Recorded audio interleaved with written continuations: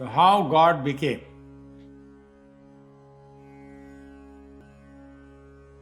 Now in all of the scriptures, especially in the Vedic scriptures, you will hear the term Sarvanam Akarnam, which means literally Sarvanam, everything. Akarnam, no karma. So the English translation would be the causeless cause of all causes. It is the source of all creation, but it has got no karma. Now the same phenomenon has the expression in the Zoroastrian religion, and that is called Sarvane Akarne. Now you see how similar that sounds, Sarvane Akarne and Sarvanam Akarnam. That is because the Aryans came from the same source.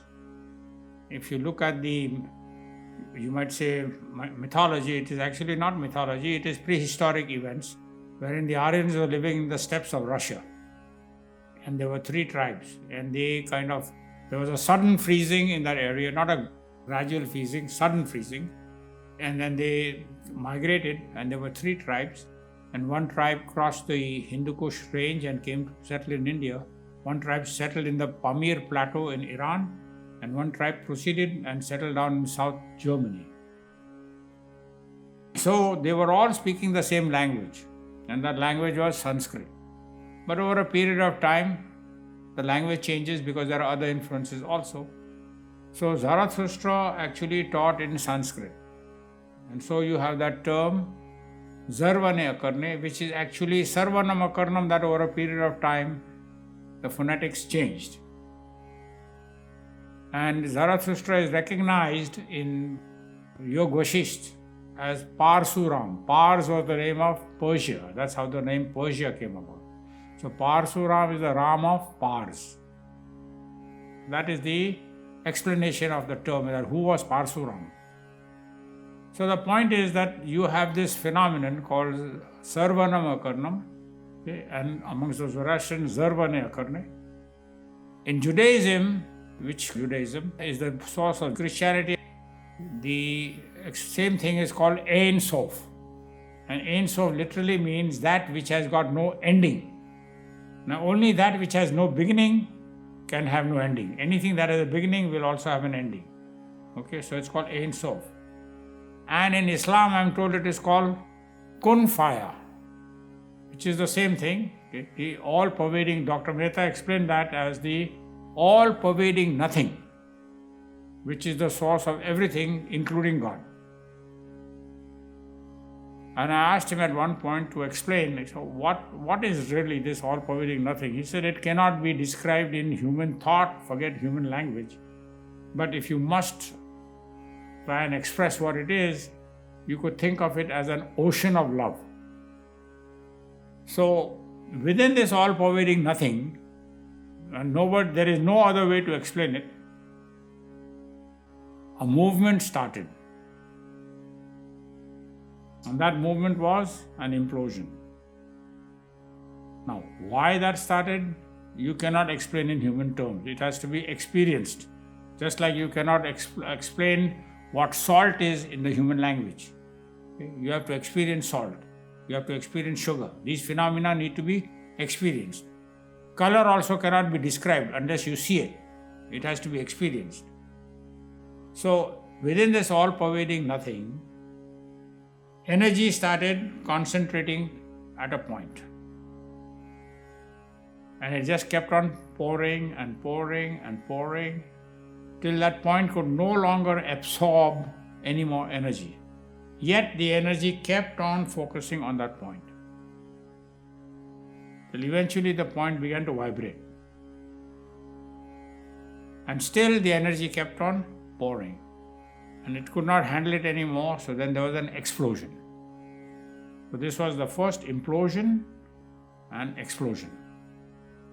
Alright? And there were 6 more implosions and explosions. And this was the beginning.